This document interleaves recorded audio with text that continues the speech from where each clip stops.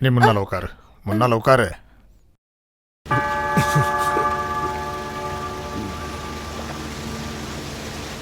முன்னால.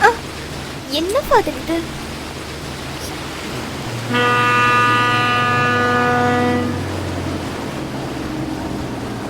நீ இப்படி வா.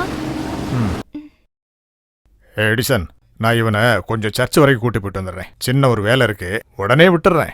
சரி ஃபாதர். வாடா, வா.